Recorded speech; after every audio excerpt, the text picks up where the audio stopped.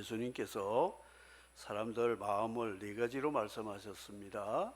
길가 밭같이, 그리고 돌짝밭같이, 가시밭같이, 또 좋은 밭 같은 그런 밭으로 말씀했습니다. 저를 쳐다보시기 바랍니다. 설교의 반응이 네 가지가 있습니다. 스펀지 같은 스타일이 말씀을 전하면 다 흡수가 되어 가지고 머금고 있다가 마를 때에 짜면 물이 나오는 피와 살이 되는 스펀지 같은 스타일이 있고요. 터널 스타일, 듣고 흘러버리면 끝나버리고, 채 스타일이 있습니다. 깨를 털어가지고 채에다 놓고 흔들면 고소한 깨는 다 빠져나오고 쓸모없는 쭉정이들만 남아있는 채로 듣는 사람이 있습니다. 또 이 사람을 야구방망이 같이 치는 설교하면 나도 받아가지고 말씀을 팍 쳐버리는 그런 되받아 치는 자세가 있다 그랬습니다. 여러분들의 밭이 좋은 밭이 되어서 하나님의 말씀이 심어져서 흡수가 잘 되어서 열매를 맺으면 누이 좋고 매부 좋은 겁니다. 하나님이 영광 받으시고 여러분들에게도 큰 은혜가 될 것입니다. 구약 시대의 예배자들을 우리가 볼 수가 있는데요. 구약 시대의 예배를 제사라고 하는데 그 제사에 4대 요소가 있습니다. 제단이 있어야 되고요. 그 제단에서 제사를 집례하는 제사장이 있어야 됩니다. 그리고 제사를 드리기 위해서 제물이 있어야 됩니다. 이 세 가지를 가지고 제사장이 또 예배자가 함께 제사 행위를 하는 제사가 구약의 제사인데 신약의 예배라고 말할 수가 있습니다. 이것은 하나의 모형이고 상징이고 예표인데 참 제사가 예수 그리스도가 오셔서 드린 번제와 속죄제와 화목제와 소제가 속건제가 이루어져서 이제 신약시대는 두 번 다시 구약식 제사를 드릴 수 없다. 이것을 히브리서가 말씀합니다. 그래서 제단에 있죠. 제단, 제물을 불태우는 그 제단이 바로 크로스라고 하는 주님의 십자가 제단. 거기에 제물이 뭐냐? 블루드라고 하는 예수 그리스도의 죽음의 증거로 피 흘림. 그리고 그의 살과 모든 것들이 찢기고 상해서 죽음의 제물이 된 것이 예수의 피 제물입니다. 이것을 제사장이 있어야 되는데 바로 주님이 바로 자신이 제물도 되고 제단도 되고 제사장이 되어서 이 제물을 가지고 제단에서 하나님 앞에 드려졌다는 것입니다.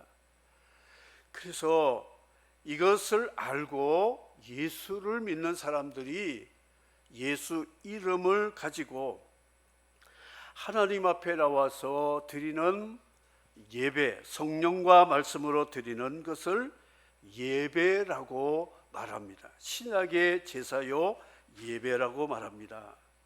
김장을 담그게 되면 작년에 먹던 묵은지가 남아 있어요. 그걸 어떻게 처리합니까, 여러분? 이거는 고등어 넣고 갈치 넣고 뭐 돼지고기 넣고 푹 구워가지고 빨리 먹어 치워버려야 돼요. 그 냄새 나는 거 왜 오래 가는지 모르겠어요. 묵은지 좋아하는 손님들 때문에 식당은 묵은지 놔두면 가정에는 묵은지 버려야 돼요. 아니 싱싱한 김장을 담가놓고 몇 년 묵은 묵은지를 단지에 넣으면 되겠습니까? 버려야 되는 거예요. 구약 시대의 제사는 묵은지와 같아요. 다 버려야 되고 새 김장을 가지고 먹어야 된다. 새로운 예배를 드려야 된다. 우리나라에 4번 화폐 개혁이 있었어요. 일제시대 때, 그리고 전쟁과 공산 치하에 있을 때, 그리고 경제 개발을 시작할 그 무렵에 60년대에 시작이 되었습니다. 4번 있었어요. 북한의 한 분을 통해서 제가 직접 들었어요. 이분이 군인 출신인데 이 군인들에게는 뇌물을 많이 준답니다. 북한 사람들이. 그리고 좀 나쁜 군인들은 그냥 강압적으로 뜯어 먹는 일들이 많은데 돈들을 많이 챙겨놓고 은행에 넣을 수 없으니까 독에다가 인민폐를 가득 넣어가지고 밀봉을 해가지고 자기만 아는 산골짜기에 숨어놓는 사람들이 많대요. 제가 만난 사람이 바로 그 사람이었어요. 그런데 어느 날 갑자기 전격적으로 화폐 개혁을 했는데 한 세대당, 한 사람이 아니고 한 세대당 10만 인민폐만 바꿔주고 나머지는 국가에 귀속한다. 그렇게 되었어요. 10만 원을 바꾸면 나머지는 못 쓴다는 거예요. 그것도 가져가서 바꿔달라고 그러면 너 뇌물 먹었지, 부정부패했지, 걸리는 겁니다. 그러니까 그 많은 돈을 단지에 넣고 쓰지를 못해가지고 그 병날 정도로 속이 아팠다는 이야기를 들었어요. 개혁입니다. 구약의 제사와 신약의 예배는 개혁이라는 것입니다. 옛날에 환, 백환 이것을 이제는 백원, 천원, 원으로 바뀌어진 거예요. 옛날 돈 빨간 것 가지고 한국은행 가면 받지 않습니다. 한 트럭 가져가도 안 받습니다.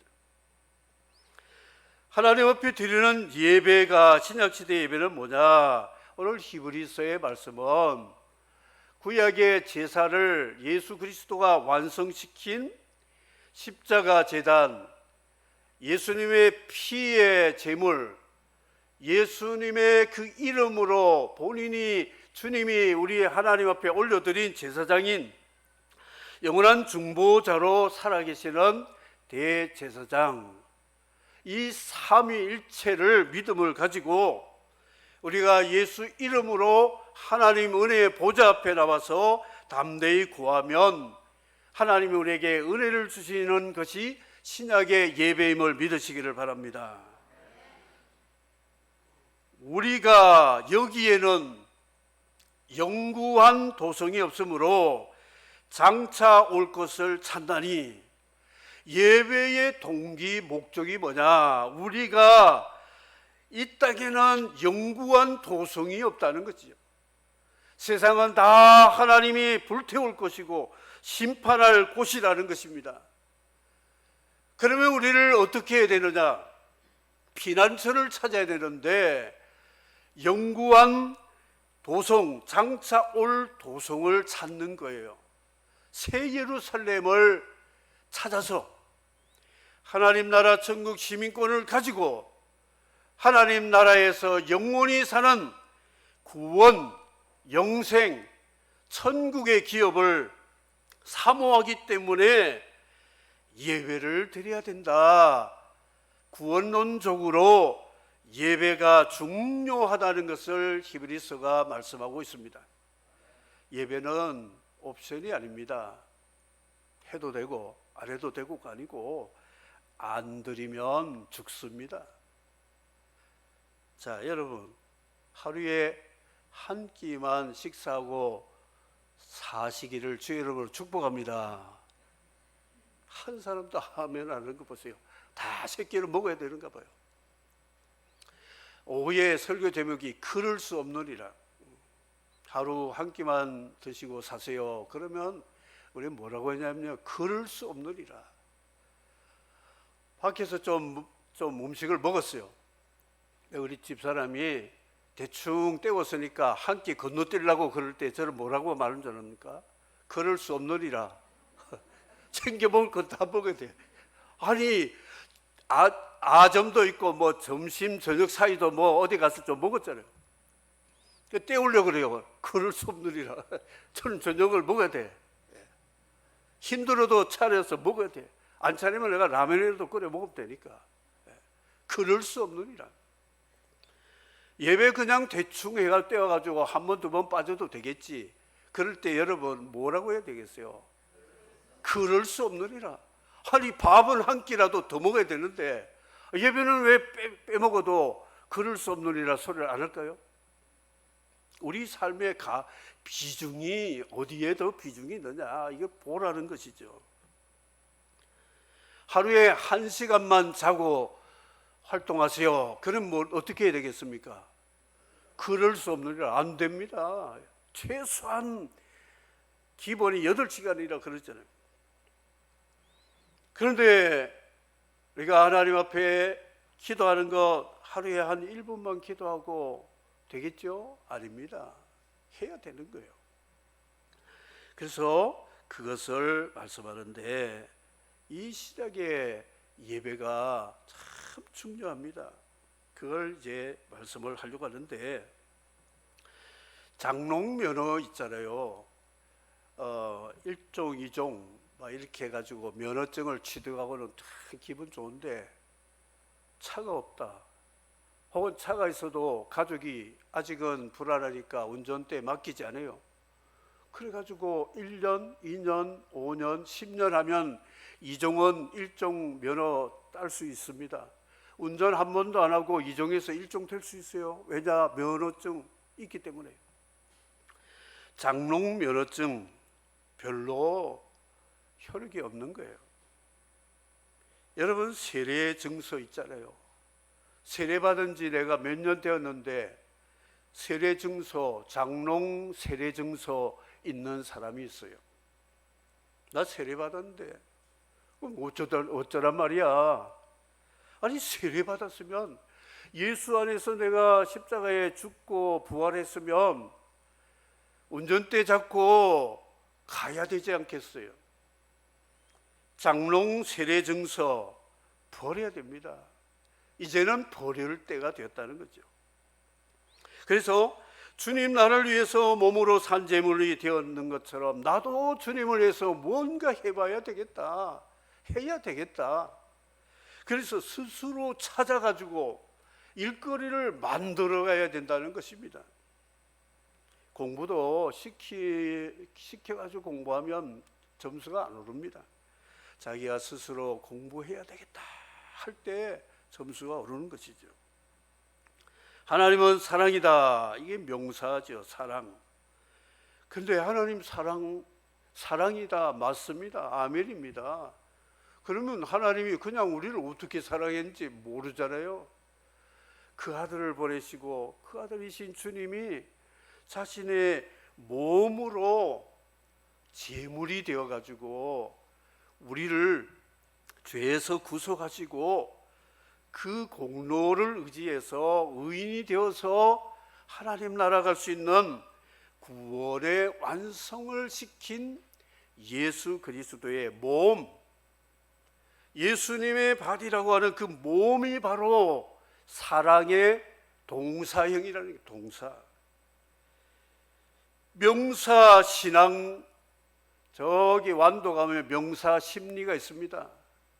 심리 걸어가도 그냥 모래는 모래예요. 보석이 안 나옵니다. 신앙, 명사 신앙, 심리 가도 그냥 모래 그대로예요.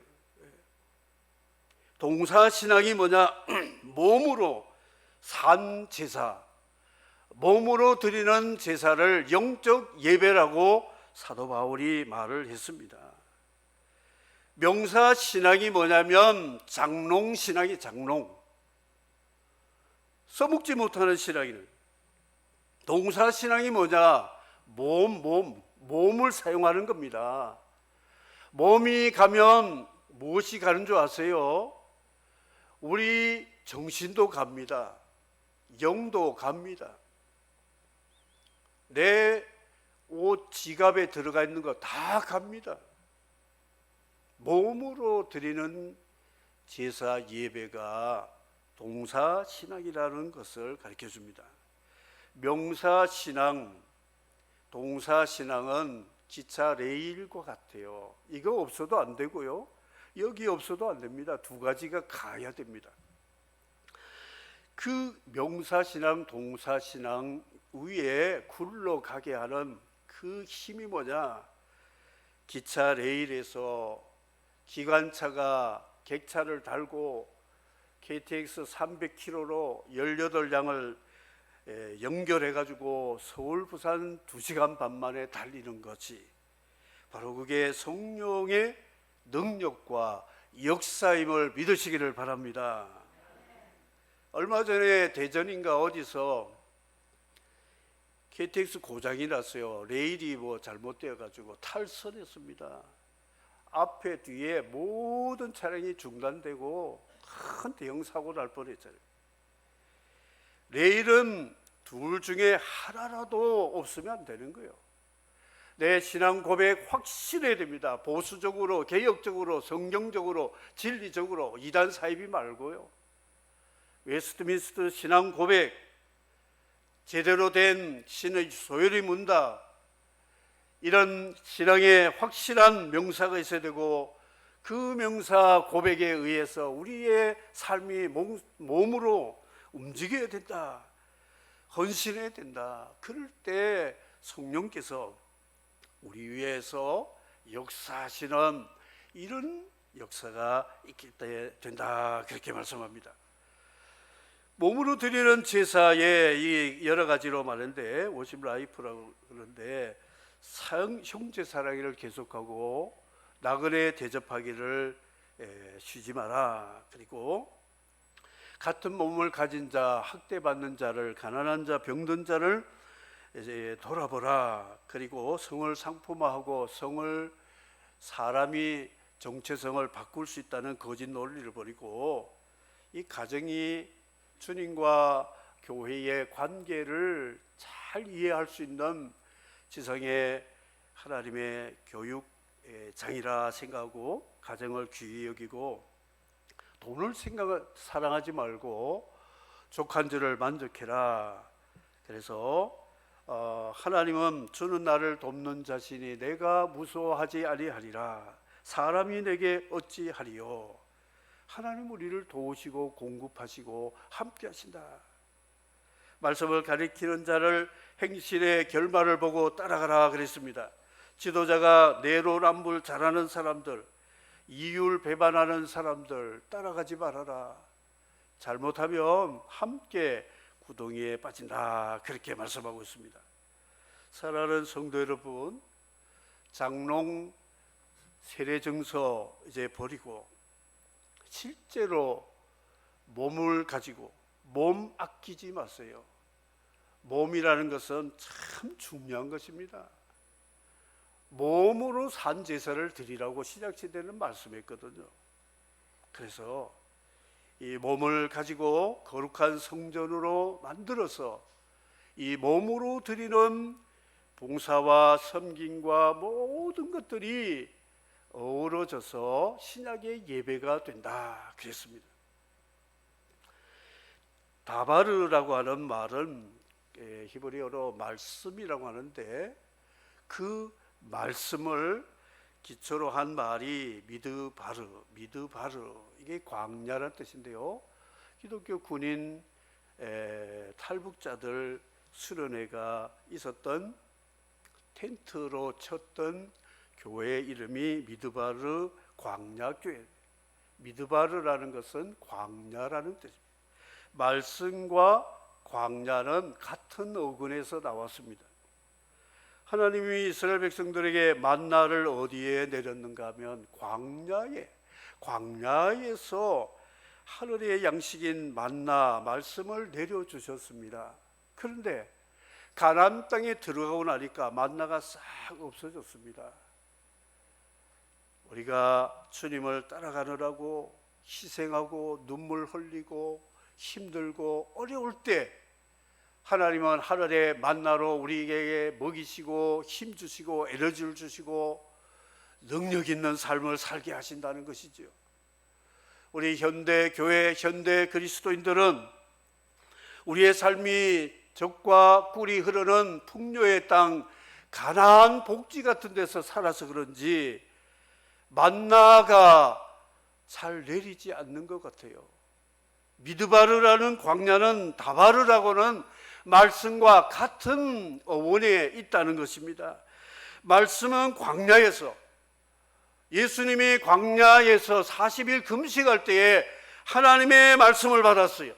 시내산에서 금식하며 하나님을 사모할 때에 하나님이 모세에게 십계명 돌파를 주셨다는 거죠. 여러분들이 힘들고 어려운 광야 같은 세상에 살 때 하나님의 말씀이 임하는 가장 적기가 된다는 것을 생각하고 그때 말씀에 경청하시고 귀한 시간으로 생각하면 하나님 말씀이 여러분에게 충만히 임하게 될 줄을 믿습니다. 그래서 예배는 개인적인 삶의 예배가 바탕이 되어가지고 그리스도 이름으로 모인 공적 예배를 통하여 하나님께 영광이 돌아가게 되는데, 첫 번째 제사가 찬양의 제사. 하나님이 기뻐하신다고 그랬죠. 그래서 여러분 하루하루 살면서 찬양을 좀 부르시는 거요. 제가 아는 우리 옛날 대구에 있었던 집사님인데 저기 경주 쪽으로 시집을 가서 우리 주보를 얼마나 사모하는지 보내달라고 해서 매일 보냈는데 다 주보 광고까지 다 외우다시피 막 몇 번 읽더라고요. 우리 정은서명교회 성도 여러분 주보 몇 번 읽습니까? 별로 안 읽는 것 같아요. 그런데 찬송을 500몇 장까지를 다 기록해 성경 이제 필사를 이제 찬송가 필사로 해가지고 1장부터 마지막 송영 찬송과 같이 책에다가 찬송가 가사를 다 써가지고 얼마 전에 목사님 저 찬송가 뗐어요. 무슨 말이요? 그랬더니 찬송가 기록 가사를 다 적었대요. 적으면서 찬송 가사를 적으니까 너무 은혜되는 거죠. 너무 좋아요. 너무 좋아요. 그런 일도 있구나. 찬양의 제사, 여러분 갑갑할 때 점심 드시고 직장에서나 어디서 커피 한잔 마시면서 하늘을 바라보면서 찬양 한 곡 불러보세요. 커피 맛하고 조화되어가지고 얼마나 좋은지 모릅니다. 평양 한복판의 심장부에 가서 주님의 높고 위대하심을 내 영혼이 찬양하네. 이 위대하신 주님 찬양할 때요 성령으로 제가 얼마나 충만함을 입었는지 두려움이 싹 가버렸어요. 그리고 원하는 것을 하나님이 다 가오게 하시고 보게 하셨습니다. 찬양의 위대함을 저는 체험을 했습니다. 여러분 힘들 때, 기쁠 때, 어려울 때 성경을 보면 답답하고 잘 이해 못하면 찬송 펴가지고 그냥 한 기도하고 불러보세요. 한 곡 불러보세요. 그러면 이 찬양의 제사 하나님이 기뻐하시면 그 기쁨을 우리에게 하나님 부어주심을 믿으시기를 바랍니다. 찬양의 제사를 드려야 돼요. 구제의 제사 그랬습니다. 구제. 내가 구제받았으니 나도 다른 사람을 구제해야 되지 않겠는가, 이것입니다. 그래서 영적인 구제, 정신적인 구제, 육체적인 구제, 우리 주변에는 영혼, 몸 구제받을 대상이 참 많이 있습니다. 영혼의 구제가 필요한 사람에게 복음이 필요합니다. 혼적인 구제가 필요한 사람은 위로와 권면과 그들을 격려하는 것이 필요합니다. 몸적인 구제가 필요한 분들은 필요를 따라 우리가 많이 충족은 안 되지만 그들을 섬겨주는 구제가 필요하다는 것이지요. 이 구제가 바로 제사, 예배라고 말씀하고 있어요. 세 번째는 순종의 제사, 불순종은 우상 숭배와 같다고 사울을 지칭해서 말씀을 했습니다. 특별히 말씀을 가리키는 지도자의 가르침이 올바른 지도의 말씀이라면 순종해서 근심으로 일하지 않고 기쁨으로 일할 수 있도록 말씀에 순종하고 지도자에게 순종하라고 말씀을 하고 있습니다. 이 무슬림들은 복종 종교잖아요. 순종 종교. 코란 아니면 칼입니다. 그래서 길에서 접촉 사고가 나서 교통사고 났습니다. 그러면 두 운전자가 처음에 열받죠. 해가지고 저 사람이 저거 추월을 하다가 내가 이제 못 봐가지고 추돌을 하고 해서 충돌이 되었다. 그럼 두 사람 중에 한 사람이 인살라 그래. 인살라. 이 말은 신의 뜻이다. 인살라 말하는데 열받으면 그 사람 감옥 갑니다. 억지로 속은 막 뒤집어진데도 웃으면서 잘 가라고 인사하고 헤어진대요. 보상은 뭐 각자가 알아서 하자고. 인살라 정신, 이들의 정신입니다. 그러면 우리는 그들보다도 하나님을 섬기는, 그리스도를 섬기는 자라면 주님의 뜻에 순종하는, 인살라보다 더 초월되는 순종의 자세가 있어야 되지 않을까 이렇게 생각합니다. 마지막으로 기도의 제사, 기도를 우리를 위해 기도해라 말씀을 전하는 히브리서 저자가 우리를 위해서 기도해서 하나님의 복음이 더 잘 증거될 수 있도록 기도해달라 그랬습니다. 교회를 위해서 기도해야 됩니다. 지도자를 위해 기도해야 됩니다. 주일학교와 기관과 우리의 목회와 선교와 지역사회 선교는, 그리고 교단과 또 우리 한국교회와 세계교회 선교교회를 위해서 기도해야 될 제목이 많이 있는데 이 기도가 참 중요하다. 기도도 제사다 그랬습니다.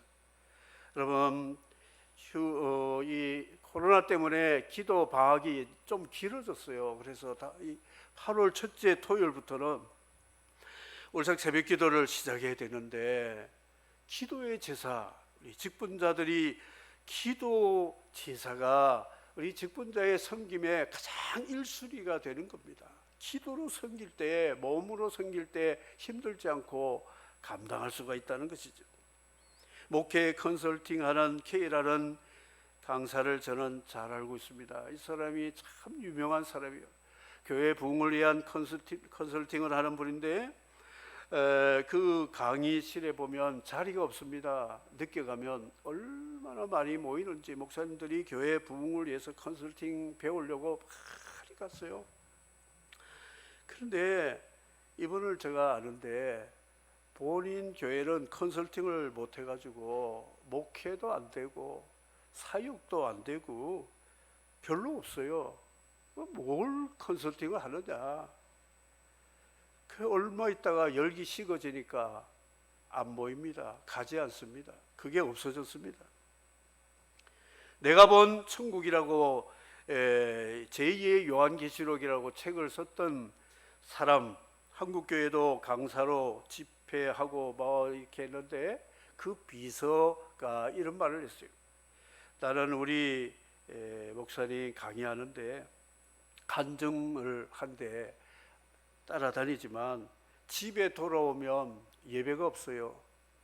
주일 때도 예배 안 드리고 기도도 없고 그냥 마음대로 사는 거예요. 그래서 나는 그를 따를 수 없다. 그런 고백한 말을 들어봤습니다. 우리가 하나님 말씀에 순종하는 자, 순종하는 믿음을 가지고 살아야 되고 지도자와 백성들이 함께 하나님 말씀에 순종해야 된다. 이 마지막으로 생각하면서 마치고자 합니다. 구약의 묵은지 버리고 신약의 싱싱한 새로운 김장과 같은 예수 십자가 제단에서 예수님의 보혈의 제물을 가지고 예수님의 중보하시는 제사장 사역을 통해서 성령과 말씀으로 예배하는 자에게 하나님이 이 땅의 도성을 버리게 하시고 영원한 도성을 향하여 날마다 하늘의 소망을 가지고 믿음으로 살아갈 때 성삼위 하나님이 그리스도 안에서 우리를 세상 끝날까지 임마누엘로 우리와 함께하여 주실 줄을 믿습니다. 우리의 예배가 참된 예배자가 될 때 하나님은 이 땅에서 세상 끝날까지도 우리와 함께하시고 영원한 장막에 들어가는 그날까지 하나님이 우리를 인도 보호 공급하여 주시는 예배의 복을 여러분이 누리시고 이 누림을 함께 나누어서 또 예배자들이 주님 앞에 기쁨을 누릴 수 있기를 주의 이름으로 축복합니다. 마지막 예화는 인천공항 개항할 때 효도관광 충청도 서산에서 부모님들 모시고 인천관광했어요. 그런데 이 가이드가 버스 안에서 할머니 할아버지 인천공항에 지금 사람이 굉장히 많대요. 우리 깃발, 이 빨간 깃발만 보고 따라오셔야지 이 놓치면 집에 못 옵니다. 알았지요? 하니까 예 그랬어요. 그래가지고 열심히 인천공항 투어를 다 마치고 서산에 도착했어요. 이 할머니가 집에 왔습니다. 그러니까 아들 며느리가 어머니 인천공항 어떻게 잘 보셨습니까? 보긴 봤는데 잘 생각이 안 나. 뭘 보셨는데요? 747도 보셨어요? 뭐 공항에 아름다운 것 다 보셨습니까? 그러니까 아니 나 깃발만 보고 왔어. 깃발 놓치면 집에 못 간다고 해서 깃발만 봤대요. 난 그 할머니 진짜 예수쟁이라고 생각합니다. 십자가만 보고 가야 되잖아요. 그래야 집에 돌아올 수 있는 거예요. 천국 갈 수 있는 거예요. 세상 거 한눈 팔고 그러면 안 되고. 오늘 예배가 우리에게 얼마나 중요하다, 생명보다 귀하고 세상에 무엇보다도 귀하다는 것을 알고 예수 그리스도 안에서 믿음으로 산 제사를 드리는, 그래서 영생과 하나님의 위로와 복을 받는 사랑하는 성도 여러분 되시기를 주의 이름으로 축복합니다. 아멘. 주 하나님, 독생자 김없이 주 하나님, 독생자 아낌없이 우리를 위해 보내주셨네. 십자가에 피 흘려 죽으신 주 내 모든 죄를 대속하셨네. 주님의 높고 위대하심을 내 영혼이 찬양하네. 주님의 높고 위대하심을 내 영혼이